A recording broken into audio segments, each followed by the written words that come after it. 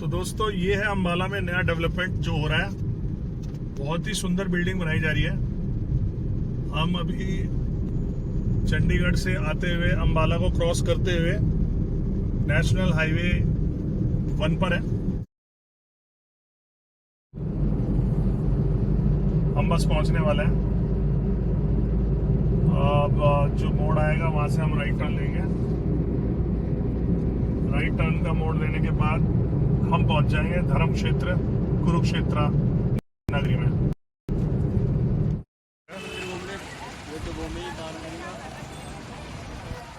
ये आप देख रहे हैं यहाँ पर पूरा बहुत चहल पहल,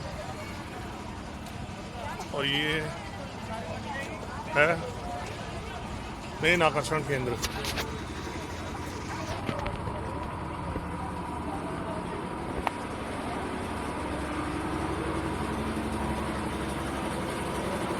ये देखिए खूबसूरत नज़ारा है।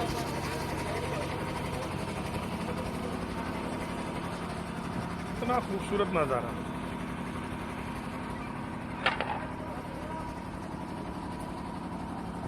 तरह तरह की नक्काशियां।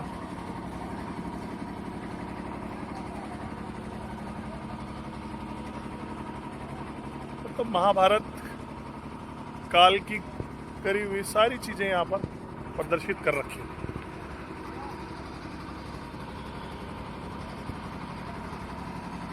और वो पानी के बीचों बीच एक और घूमने लायक जगह।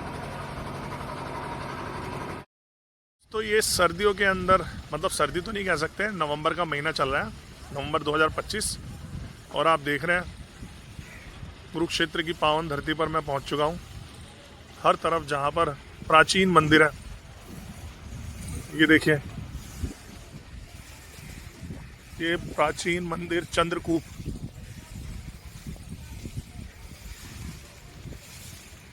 और ये आसपास में आप देख रहे हैं सब ब्रह्म सरोवर है। इस सरोवर की क्या मान्यता है ये मैं आपको अभी आगे बताऊंगा। फिलहाल आप जगह के नज़ारे लीजिए। बहुत सारे टूरिस्ट आए हैं और इस जगह का जो प्रमुख आकर्षण है वो है ये भव्य रथ, विशाल रथ।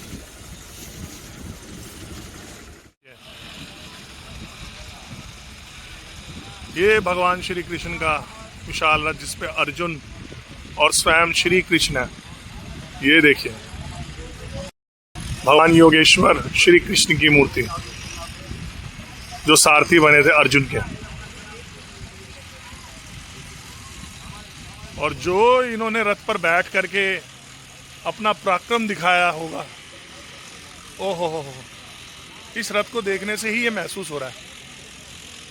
तो जब ये रथ दौड़ा होगा जिसकी लगाम खुद योगेश्वर श्री कृष्ण ने संभाली हो और अर्जुन जिसके ऊपर आरूढ़ हो अपने गांडीव धनुष के साथ, और जो उन्होंने पराक्रम इस युद्ध भूमि में दिखाया होगा, हर तरफ त्राही त्राही मचा दी होगी।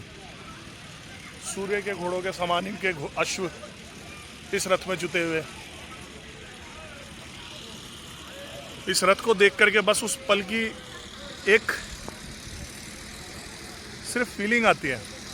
आप ये देख रहे हैं नीचे इसके, ये जो इन्होंने डिज़ाइन दिखाया, ये रथ के टायर के नीचे, पहिए के नीचे, ये एक तरह से धूल दिखाई गई है। जब ये रथ दौड़ा होगा तो क्या धूल उड़ाता जा रहा होगा। जय श्री कृष्ण, जय योगेश्वर भगवान श्री।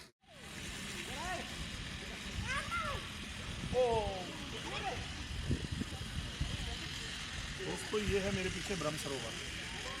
आप देख रहे हैं ये पूरे काफ़ी बड़े क्षेत्र में फैला हुआ ब्रह्म सरोवर है। इसको भी बहुत प्राचीन, बहुत पुराना माना जाता है।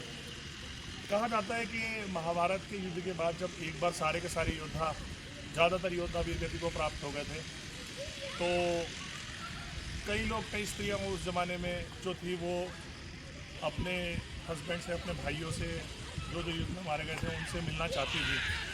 तो उन सब स्त्रियों ने, जो विधवा हो गई थी या जो परेशान हो गए थे इस युद्ध के कारण, उन सब ने ये भगवान से प्रार्थना करी कि एक बार हो सके तो उनको उनसे मिलवाया जाए।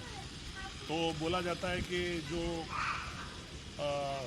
महाभारत को लिखने वाले हमारे ऋषि थे श्री वेद व्यास, महर्षि वेद व्यास, उन्होंने अपने तपोबल से किसी ब्रह्म सरोवर के बीच में एक रात के लिए सारे योद्धाओं को जीवित किया था। तो सब योद्धा जो इस युद्ध में मारे गए थे, चाहे वो छोटा सैनिक हो या वो बड़ा कोई योद्धा हो, सब सरोवर से एक रात के लिए निकले थे अपने अपने परिजनों से मिलने के लिए। और उस एक रात के बाद वो सारे इसी सरोवर के अंदर वापस उनकी आत्माएं समा गई। तो आप समझ सकते हैं कितना दिव्य सरोवर है ये, इसकी क्या मान्यता होगी। यहाँ लोग स्नान करने आते हैं, तरह तरह के घाट बने हुए, सीता घाट, राम घाट और अन्य भगवानों के नाम पर काफ़ी सारे घाट बने हुए। और मैं आपको दिखाऊं, ये आगे सामने अभी मैं आपको दिखाऊंगा, इस एरिया में वैसे ही आरती होती है जिस प्रकार आपने गंगा जी की आरती हरिद्वार में, ऋषिकेश में या काशी में देखी होगी। तो यहाँ सांझ को, शाम को, हर शाम को उसी प्रकार की आरती का यहाँ पर चलन है, वैसे ही आरती की जाती है। ये बहुत खूबसूरत जगह है, यहाँ पर सबको आना चाहिए। धर्म नगरी कुरुक्षेत्र हरियाणा में पड़ने वाला एक बहुत ही प्रसिद्ध पर्यटन स्थल आप देख सकते हैं। बहुत ही खूबसूरत दृश्य है यहाँ पर। आज नवंबर का महीना है 2025। ये मेरे आप सामने देख रहे हैं, यहाँ पर सांझ में आरती भी होती है, वैसे जैसे गंगा जी की आरती बाकी सब जगहों पर होती है। मैं आपको एक बात और बताना चाहता हूँ कि आप जानते हैं इसको, इस महाभारत के युद्ध को धर्म युद्ध का क्यों कहा जाता था? क्योंकि इस युद्ध के अंदर ये धर्म के लिए तो लड़ाई गया था, बट इस युद्ध में जो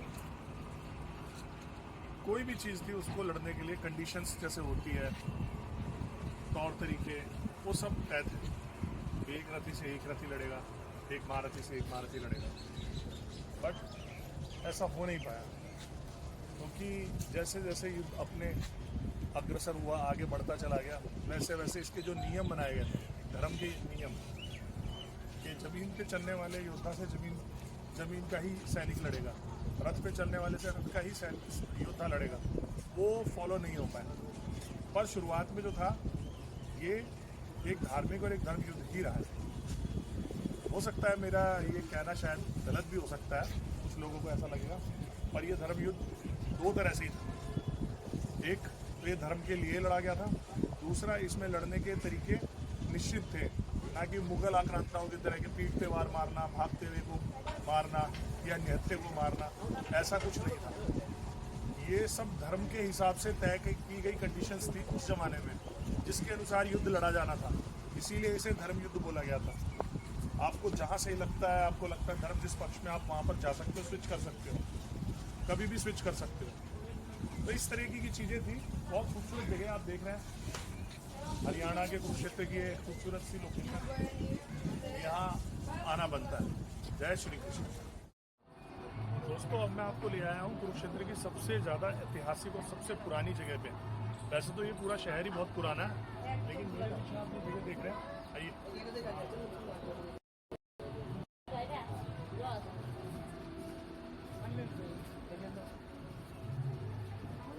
ये आप वट वृक्ष देख रहे हैं,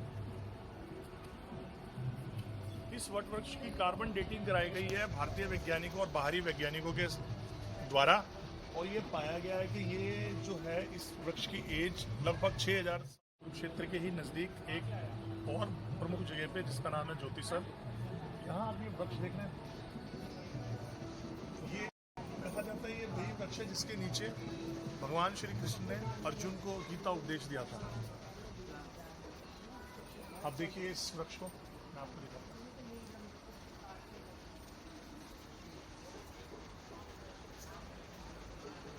ये देखिए, ये है गीता उपदेश स्थल, यानी इसी वट वृक्ष के नीचे, इसी बरगद के पेड़ के नीचे भगवान श्री कृष्ण ने अर्जुन को दिया था गीता उपदेश। इस जगह को भगवत गीता का जन्म स्थल भी माना जाता है। यही भगवत गीता का जन्म स्थान हुआ, जन्म स्थल है, जहाँ पर भगवान श्री कृष्ण ने भगवत गीता के उपदेश अर्जुन को दिए थे। इस वट वृक्ष का जो इस बरगद के पेड़ की एज लगभग 5,500 से 6,000 साल पुरानी बताई जाती है, जिसको कार्बन डेटिंग प्रक्रिया के तहत हमारे वैज्ञानिकों ने भी सर्टिफाइड किया है कि हाँ, इस बरगद के पेड़ की एज लगभग 5,500 से 6,000 साल पुरानी है। तो आप इमेजिन कर सकते हैं कि ये वो जगह है या ये वो पेड़ है जिस पेड़ ने साक्षात अपनी आंखों से भगवान श्री कृष्ण को, अर्जुन को देखा। सोचिए, और आज हम इस पेड़ को देख रहे हैं, इन शाखाओं को देख रहे हैं। ये देखिए, ये है गीता उपदेश स्थल, यही है birth place of Bhagavad Gita. आप इस पेड़ की जटाएं देख रहे हैं, ऊपर से नीचे आते आते ये धरती में समा गई है। ये देखिए, ये जाते जाते जाते जाते हैं यहाँ से ऊपर आते आते ये धरती में चली जा रही है। चारों तरफ से ऐसे ही है, सब तरफ से इसकी जटाएं ऊपर से नीचे की तरफ धरती में जा रही है।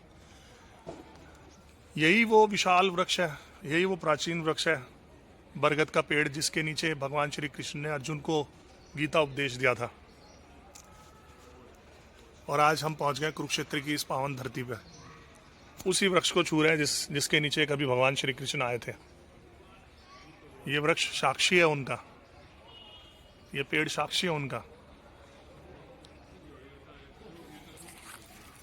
देखिए, इतना पुराना पेड़ तो मैंने भी जिंदगी में कभी नहीं देखा। इसकी कार्बन डेटिंग की गई है, बताया गया कि ये 5,500 से 6,000 साल पुराना पेड़ है। वैज्ञानिकों द्वारा इसको सर्टिफाइड किया गया है कि इस पेड़ की उम्र 5,500 से 6,000 साल पुरानी है। देखिए, नीचे तक जड़ें ऐसे चली गई है जैसे कि कई पेड़ों की जड़ें होती हैं, पर ये सारी इस बरगद के पेड़ की ऊपर से टहनियां हैं जो लटकते लटकते यहाँ तक पहुँच गई। इसको संरक्षित करने के लिए देखिए, ये देखिए, इसको संरक्षित करने के लिए चबूतरा बनाया हुआ है। ये है भगवत गीता का जन्म स्थान।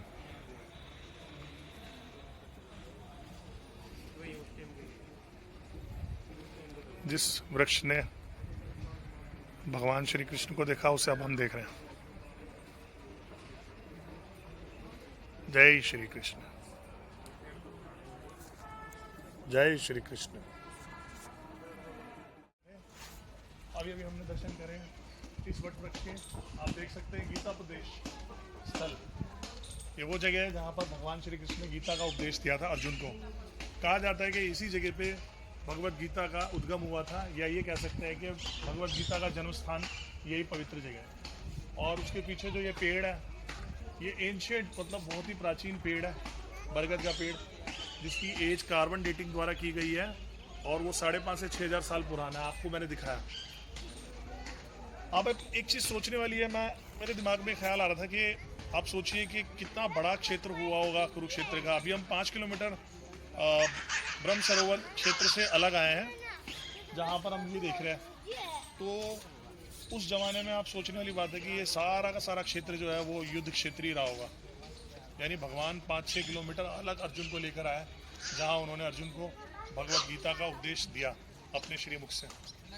आज की डेट में आप देखेंगे यहाँ पर अभी यहाँ की लोकल गवर्नमेंट ने बहुत खूबसूरती यहाँ पर डेवलप करी है। मैं आपको दिखाता हूँ,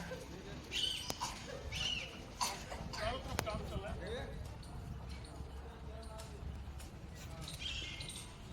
मैं अपने दोस्त को बोलूँगा, अजय जो पीछे संभाल रहे हैं, थोड़ा जल्दी आ जाओ। मान्यता है कि यहाँ पर भगवान श्री कृष्ण ने गीता के उपदेश अर्जुन को दिए थे, और आप जानते हैं कि अर्जुन को सेटिस्फाइड करने के लिए भगवान को अपना विराट रूप भी दिखाना पड़ा था। तो उसी की झलक यहाँ पर दिखाई गई है। आप देख सकते हैं ये अर्जुन का रथ है, उसके नीचे आप नीचे देखेंगे अर्जुन का रथ, और ऊपर भगवान विष्णु का विराट रूप। कहा जाता है कि इस रूप के दर्शन सिर्फ उस जमाने में 2 लोगों को हुए थे, एक अर्जुन को और एक संजय, जिसको वेद व्यास ने अपनी दिव्य दृष्टि दी थी। जिसके कारण वो धृतराष्ट्र को महाभारत के युद्ध का आंखों देखा हाल बता रहे थे। तो उसी की झलक को यहाँ पर प्रदर्शित किया है। बहुत ही सुंदर लग रहा है, बहुत विशाल भगवान नारायण श्री हरि विष्णु की मूर्ति आप देख सकते हैं बनाई है। अद्भुत, बहुत ही खूबसूरत जगह।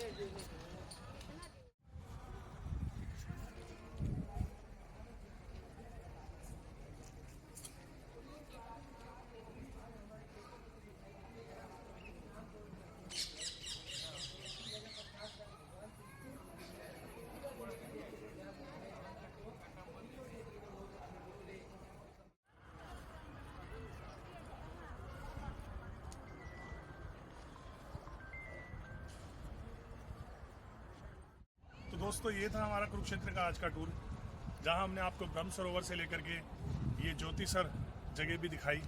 आप देख सकते हैं इतनी खूबसूरत जगह, इतना प्राचीन इतिहास और सनातन धर्म की जो अनुभूति यहाँ होगी वो सही बात है कि उसे शब्दों में बयां करना बड़ा मुश्किल है। आप देख सकते हैं वो पीछे वो जहाँ वो इतने सारे श्रद्धालु देख रहे हो वो वही वृक्ष है 5,500-6,000 साल पुराना, जिस पर भगवान श्री कृष्ण ने अर्जुन को गीता उपदेश दिया था। वो वृक्ष साक्षी है उनका, भगवान श्री कृष्ण का। उस वृक्ष ने भी उनको देखा है और हम भगवान श्री कृष्ण को तो नहीं देख पाए, लेकिन हम उस वृक्ष को देख सकते हैं और महसूस कर सकते हैं कि क्या समय रहा होगा वो।